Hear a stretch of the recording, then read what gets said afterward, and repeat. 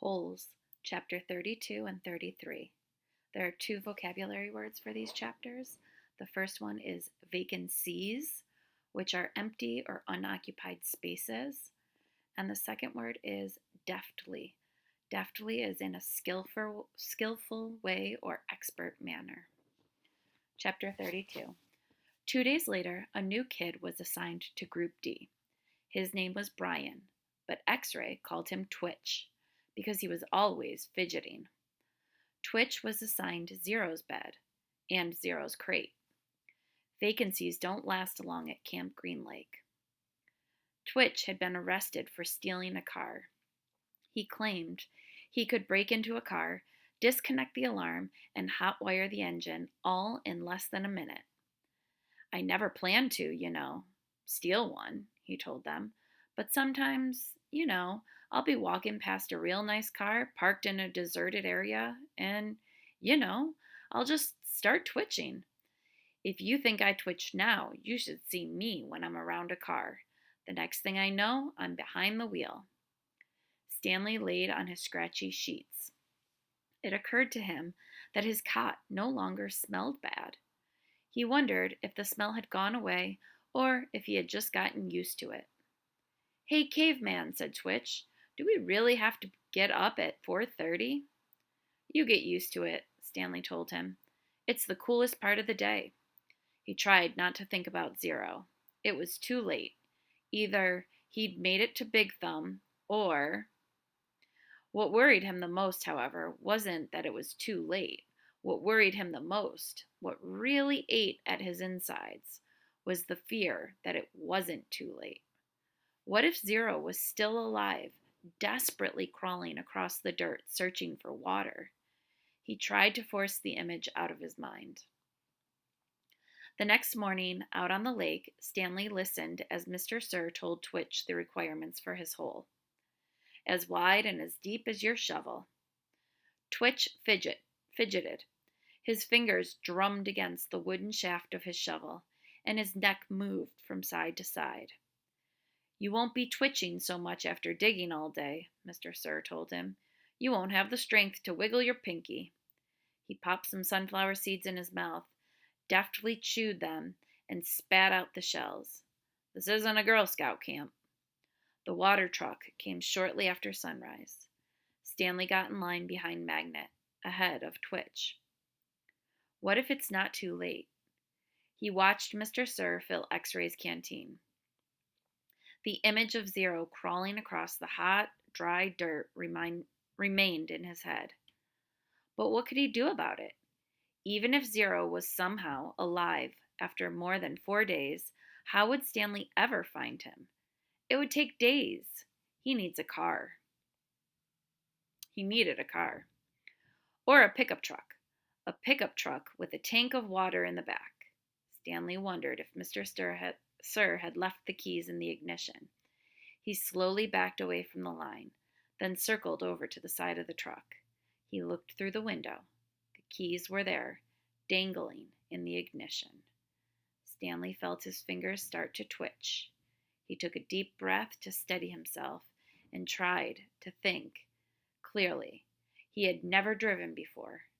But how hard could it be? This is really crazy, he told himself.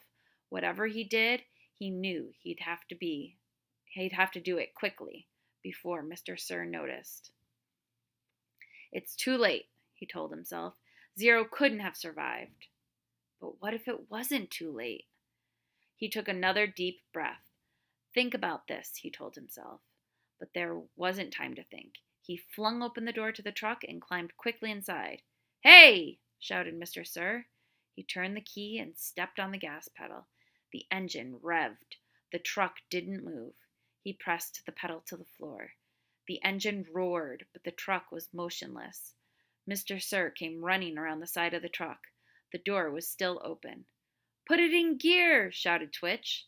The gear shift was on the floor next to the seat. Stanley pulled the lever back until the arrow pointed to the letter D for drive. The truck lurched forward. Stanley jerked back against the seat and tightly gripped the wheel as the truck accelerated. His foot was pressed to the floor. The truck went faster and faster across the dry lake bed.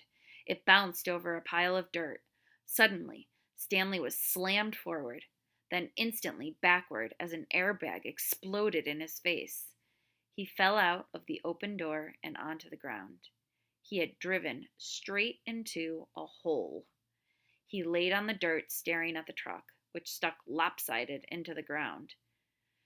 He sighed. He couldn't blame his no good, dirty, rotten, pig stealing great great grandfather this time. This time, it was his own fault. 100%. He had probably just done the stupidest thing he had ever done in his short and miserable life. He managed to get to his feet. He was sore, but didn't think he had broken any bones. He glanced back at Mr. Sir, who remained where he was, staring at Stanley. He ran. His canteen was strapped around his neck. It banged against his chest as he ran, and every time it hit against him, it reminded him that it was empty, empty, empty. Chapter 33. He slowed to a walk. As far as he could tell, nobody was chasing him. He could hear voices coming from back by the truck, but couldn't make out the words. Occasionally, he'd hear the revving of the engine, but the truck wasn't going anywhere anytime soon. He headed in what he thought was the direction of Big Thumb. He couldn't see it through the haze. Walking helped calm him down and allowed him to think clearly. He doubted he could make it to Big Thumb, and with no water in his canteen, he didn't want to risk his life on the hope that he'd find refuge there. He'd have to return to camp. He knew that. But he was in no hurry. It would be better to return later after everyone had a chance to calm down. And as long as he'd come this far, he might as well look for Zero. He decided he would walk as long as he could until he was too weak to go any further.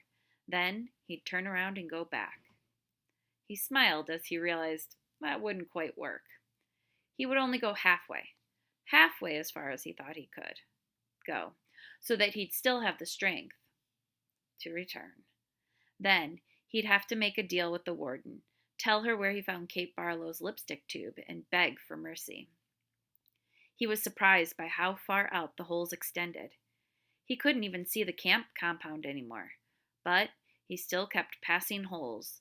Just when he thought he'd passed the last hole, he'd come across another cluster of them, a little further away.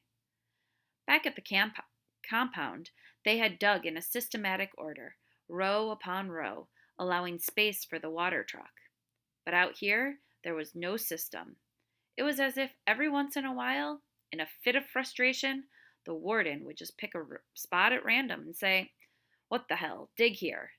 It was like trying to guess the winning numbers in a lottery. Stanley found himself looking down into each hole he passed. He didn't admit to himself what he was looking for.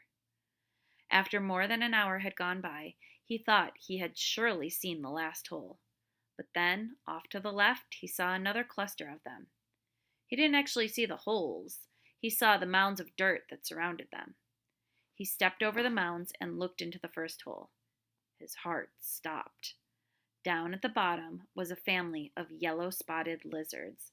Their large red eyes looked up at him. He leapt back over the mound and ran. He didn't know if they were chasing after him.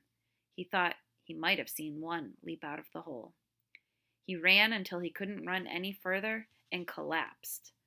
They hadn't come after him. He sat there a while and caught his breath.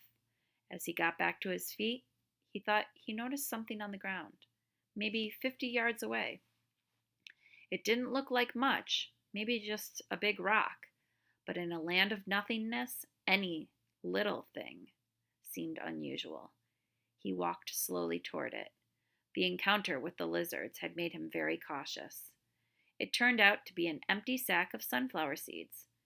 He wondered if it was the same one Magnet had stolen from Mr. Sir, although that didn't seem likely. He turned it inside out and found one seed stuck to the burlap. Lunch.